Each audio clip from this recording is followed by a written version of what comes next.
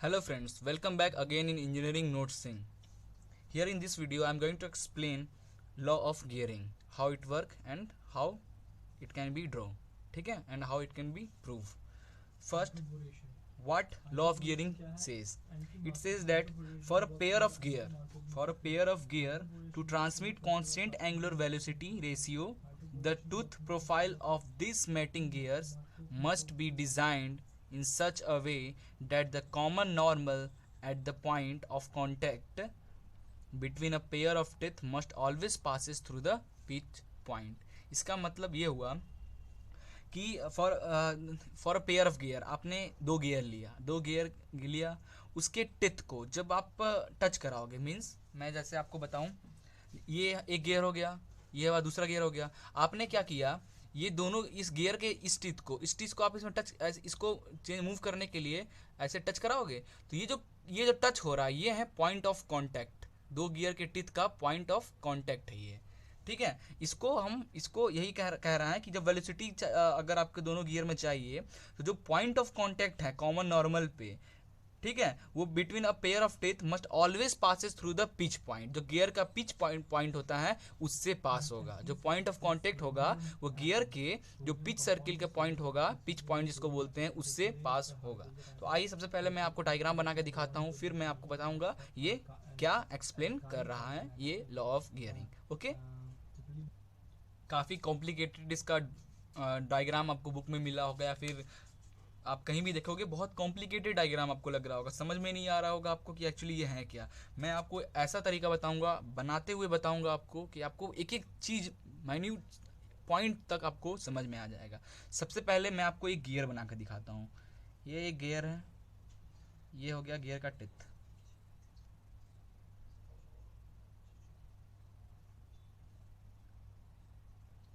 ठीक है, ये आप मान लो ये एक गियर है, और ये हो गया हमारा दूसरा गियर।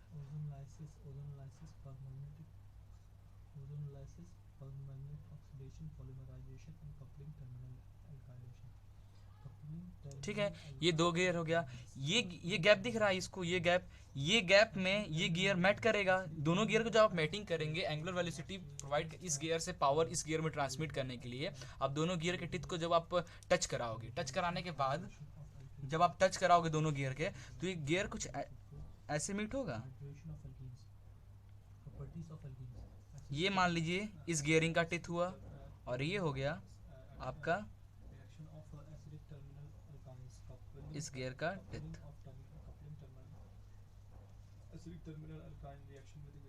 ठीक है,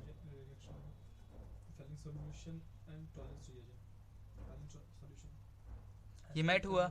ये ब्लू लाइन आपको दिखा रहा है गियर नंबर 1 का, और ये रेड लाइन आपको शो करा रहा है गियर नंबर 2। तो ये मैट हो रहा है। तो ये कब मैट हो, ऐसा पॉइंट ऑफ कांटेक्ट क्या हुआ, ये क्या टोटली टच हो सकता है? टच तो टोटल होता है, लेकिन कहाँ पे ये टोटल फोर्स प्रोवाइड कराता है? जब एंगुलर जो मोशन आप देते हो, वो इस गियर, ये गियर का टीथ इस गियर के टीथ पे कहाँ फोर्स प्रोवाइड करता है? तो एक होगा पॉइंट ऑफ कांटेक्ट, जहाँ पे हमारा दोनों गियर ऐसे मैट करेगा, हम ऐसे, ये फोर्स यहाँ पे, ये अगर आप गियर 1 को प्रोवाइड करा रहे हो या फिर गियर 2 को आप मोशन प्रोवाइड करा रहे हो, तो ये दूसरे गियर के इस पॉइंट पे, जिसको हम बोलेंगे पॉइंट ऑफ कांटेक्ट, जहाँ दोनों गियर का टिथ जहाँ एक पॉइंट पर्टिकुलर पॉइंट पे टच होगा और जहाँ फोर्स प्रोवाइड करेगा दूसरे गियर को मोशन में लाने के लिए, उसको हम बोलते हैं पॉइंट ऑफ कांटेक्ट। ठीक है, तो अब मैं आपको लॉ ऑफ गियरिंग का डायग्राम बनाना सिखाता हूँ। ठीक है, लेट ये गियर का एक पॉइंट हो गया,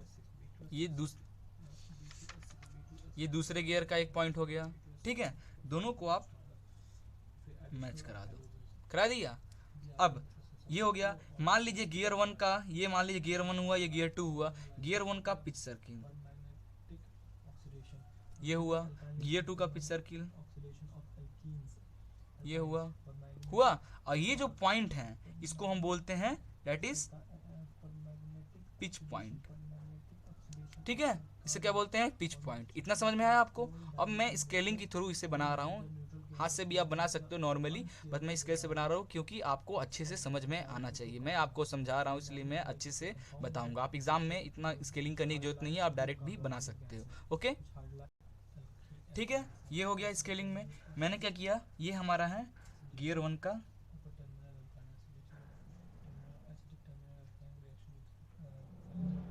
ठीक है, ये है हमारा गियर 2।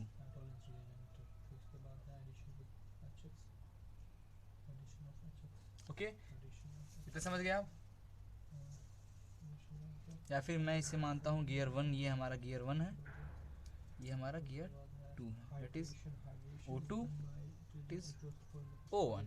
ठीक है, ये हो गया हमारा O2, ये हमारा हो गया O1। ठीक है, अब क्या करना है, अब एज्यूम कीजिए एक पॉइंट, मैं यहाँ पे एक पॉइंट एज्यूम कर रहा हूँ। अब इस पॉइंट से एक लाइन हम पास कराते हैं, ठीक है। लेट, मैं एक्चुअली कलरफुल पेन यूज़ करता हूँ, आपको एकदम अच्छे समझ में आए उसके लिए, ठीक है। एक लाइन मैं यहाँ से इस पॉइंट से पास करा रहा हूँ,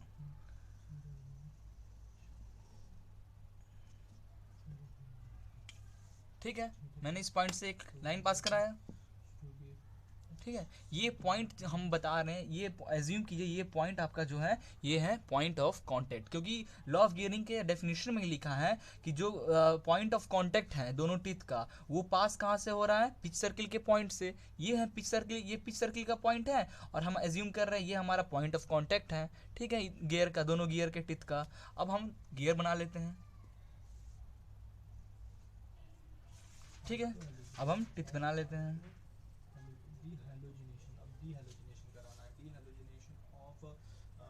ये हमारा एक गियर हो गया, एक गियर का टीथ,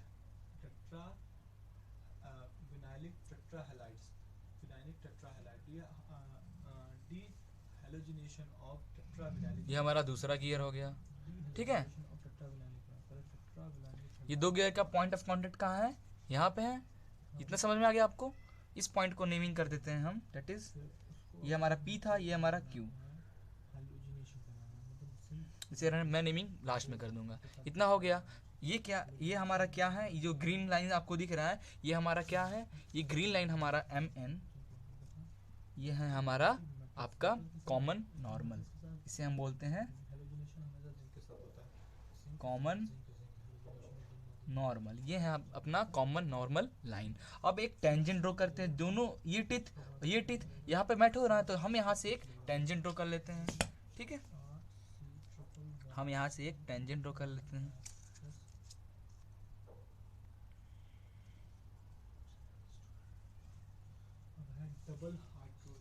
ठीक है। ये हमारा एक टेंजेंट हो गया T और T, ये क्या हो गया हमारा कॉमन टेंजेंट,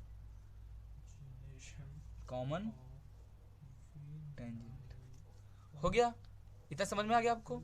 अब क्या करना है आपको, अब एक कंस्ट्रक्शन करना है। हम एक कंस्ट्रक्शन करते हैं जो कि हमारा ये 90 डिग्री, ठीक है। हमने एक कंस्ट्रक्शन किया,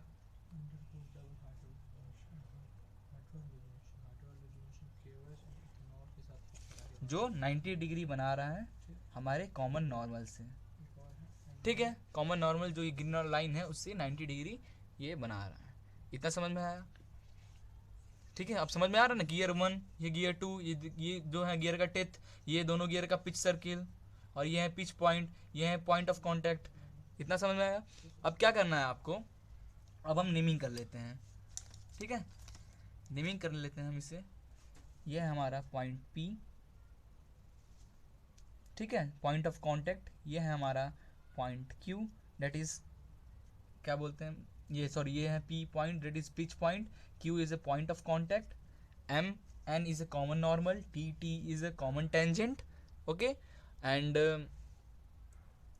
P हो गया, Q हो गया आपका, और इसे नेमिंग देते हैं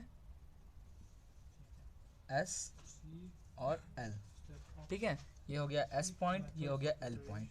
अब एंगुलर वेलोसिटी की बात की थी, दोनों जब गियर मेट करेगा तो ये गियर में हमने मोशन प्रोवाइड किया, तो इस गियर को भी मोशन प्रोवाइड होगा, तो एंगुलर वेलोसिटी क्या होगा इस गियर, दोनों गियर का, तो एक रिजल्टेंट हम रिजल्टेंट वेलोसिटी ड्रॉ करते हैं जो हमारा कॉमन नॉर्मल पे होगा। ये हमारा हो गया एक रिजल्टेंट वेलोसिटी, ठीक है, रिजल्टेंट वेलोसिटी। तो गियर 1 के लिए हमारा वेलोसिटी क्या होगा और गियर 2 के लिए वेलोसिटी क्या होगा। तो लेट हम एक लाइन ड्रॉ करते हैं, ठीक है। तो दोनों वेलोसिटी एंगुलर वेलोसिटी से रोटेट करेगा, मीन इसका एंगुलर वेलोसिटी ओमेगा 1 ये हो गया, ठीक है। इसका एंगुलर वेलोसिटी ओमेगा 2 ये हो गया। ये जो आपका एंगल बनेगा, ये जो एंगल है दैट इज बीटा, ठीक है। ये एंगल जो है आपका ये हो जाएगा अल्फा,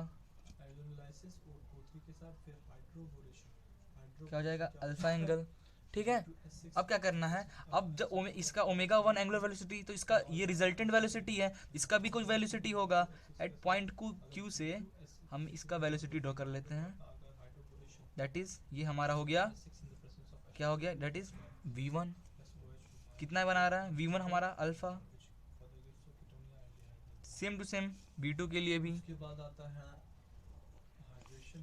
दैट इज v2, ये कितना बना रहा है, दैट इज बीटा एंगल, ठीक है, बीटा एंगल v1 v2, ये रिजल्टेंट हो गया। अब मैं इसे एक 90 डिग्री पे कंस्ट्रक्शन कर लेता हूँ, लेट ये 90, ठीक है। ये हमारा ये पॉइंट v1, ये पॉइंट v2, इसे नेमिंग कर देते हैं पॉइंट d, और ये हो जाएगा पॉइंट c, और ठीक है, और ये हो जाएगा पॉइंट मेरा e, नेमिंग कर दिया, ठीक है। ये हमारा गियर का कंप्लीट हुआ। अब क्या क्या बोला था हमारा डेफिनेशन में कि जो पॉइंट ऑफ कांटेक्ट है दोनों गियर का, point of contact that is Q point, वो पास होगा किससे, पिच सर्किल के पॉइंट से, ठीक है। पिच सर्किल के पॉइंट ये है कॉमन नॉर्मल पे, कॉमन नॉर्मल पे जो अपना पिच पॉइंट कांटेक्ट होगा, पॉइंट ऑफ कांटेक्ट होगा, वो पास होगा किससे, पिच सर्किल और पिच पॉइंट से। वो हमारा लॉ ऑफ गियरिंग कहता है एट कॉमन नॉर्मल पे, ठीक है। ये हमारा डायग्राम हो गया। अब मैं इससे एंगुलर वेलोसिटी प्रूफ करके बताता हूँ आपको कि इसका दोनों का एंगुलर वेलोसिटी टिथ के रिस्पेक्ट में क्या होगा, ओके। उससे पहले एक कंस्ट्रक्शन और कर लेते हैं,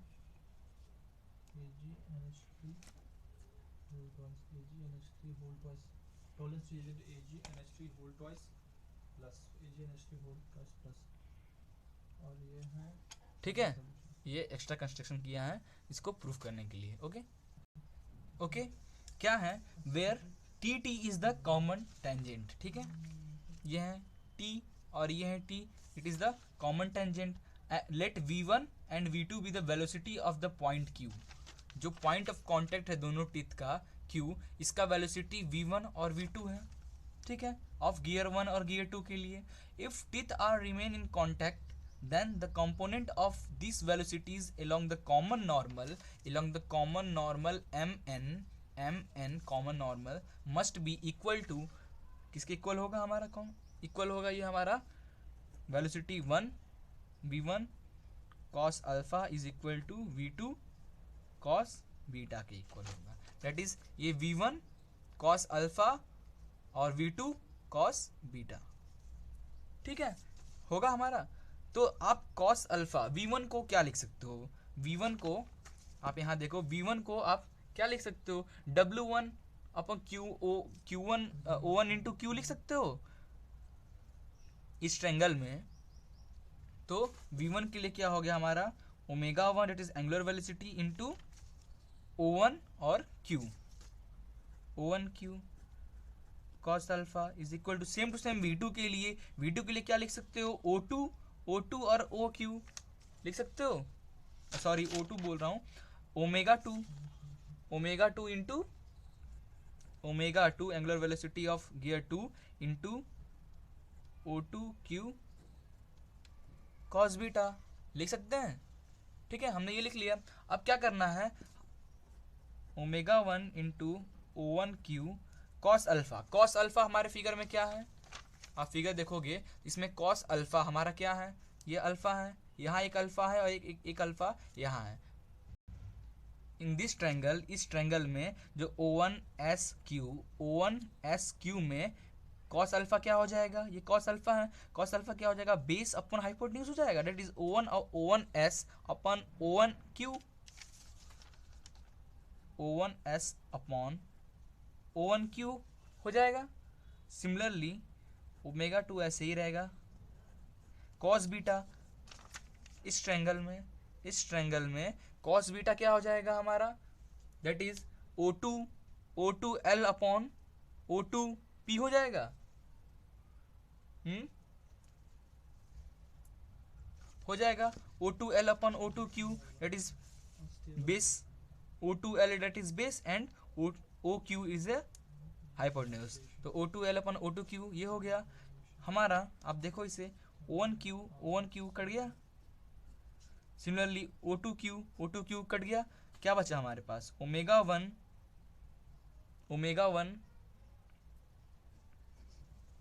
O1s is equal to omega 2 O2L, ये हमारे पास बचा। तो हम लिख सकते हैं omega 1 upon omega 2 is equal to O2L upon O1s। हम इसे ये लिख सकते हैं। ये हमारा हो गया पहला इक्वेशन। ठीक है। नाउ नेक्स्ट अगला क्या है, also from the similar triangle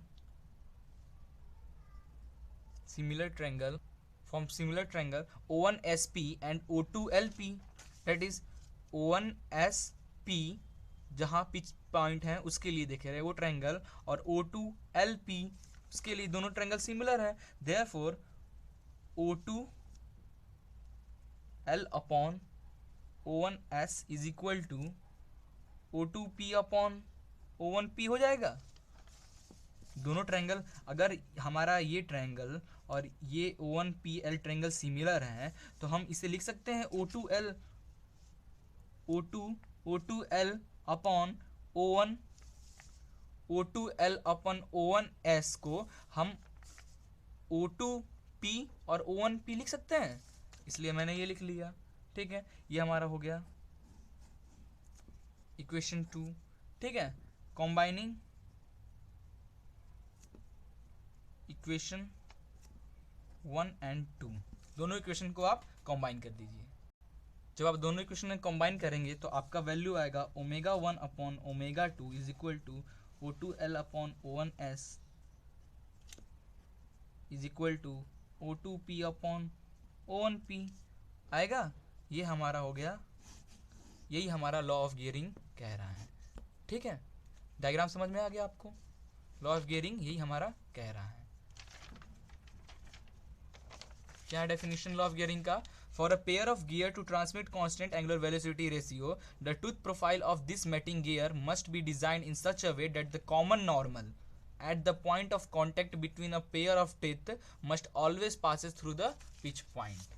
means जो हमारा पॉइंट ऑफ कॉन्टेक्ट है, इस time point of contact Q, ये कॉमन नॉर्मल का जो पॉइंट ऑफ कॉन्टेक्ट है वो always passes through the pitch point of the gear. ठीक है, बोथ गियर 1 और गियर 2 का। ठीक है, अब मैं आपको एक ट्रिक बताने जा रहा हूँ। ये डायग्राम, ये कॉम्प्लिकेटेड डायग्राम बनाने का एक स्पीडली ट्रिक बता रहा हूँ, आप डायरेक्ट बना सकते हो। ठीक है, आप बहुत इंपॉर्टेंट क्वेश्चन एग्जाम में आपका 100% ये क्वेश्चन आता ही है। लॉ ऑफ गियरिंग को प्रूफ करने का क्वेश्चन आता ही है, तो आपको पता होना चाहिए। इसलिए मैं एक शॉर्ट तरीका बता रहा हूँ जिससे आप जल्द से जल्द ये ड्रॉ कर सकते हो, कॉम्प्लिकेटेड आपको नहीं लगेगा। ओके, बट उससे पहले एक चीज़ आप छूट गया, वो जान लेना। If D1 and D2 is the diameter of pitch circle of gear and T1 and T2 is the teeth or number of teeth on the gear, then the given equation can be written as, इस equation को कैसे लिख सकते हैं हम?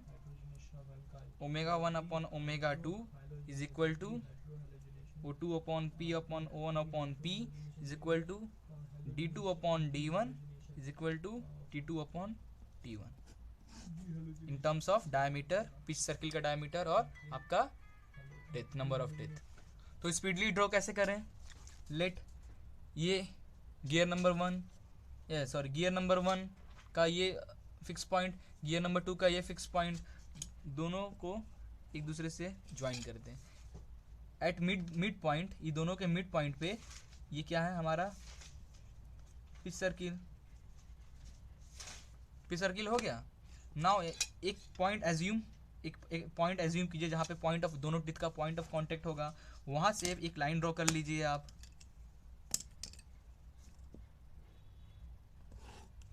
ये हो गया हमारा कॉमन टेंजेंट MN।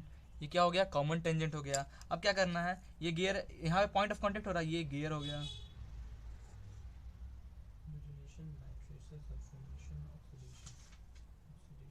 दोनों गियर हो गया that is point P, that is point Q। ठीक है, अब क्या करना है, एक टेंजेंट ड्रॉ कर लीजिए, इससे एक टेंजेंट ड्रॉ कर लिया, इट इज TOT। अब एक प्यारा सा कंस्ट्रक्शन कर लीजिए 90 डिग्री का, ये O1, ये O2, ये हो जाएगा आपका, मैंने क्या पॉइंट नाम इससे पहले नेमिंग किया था वही मैं आपको बताता हूँ same, that is L and S। L और S 90 डिग्री है। ठीक है, ये हमारा ω1, दैट इज ω2, दैट इज ये है अपना बीटा अल्फा। तो ये हमारा रिजल्टेंट वेलोसिटी और ये हो जाएगा V1, देयरफॉर ये अल्फा, और ये है हमारा V2, ये है बीटा। एक टेंजेंट ड्रॉ किया, point C, point D and 90 degree point E naming किया। ठीक है, आगे बनाने आपको बस यही है और कुछ भी नहीं है इसमें। ठीक है, तो आई थिंक आपको अच्छे से समझ में आ गया होगा लॉ ऑफ गियरिंग बनाते कैसे हैं और इसका प्रूफ क्या है। ठीक है, तो okay, thank you for watching this video. Please like and share with your friends and best of luck for exams. Okay.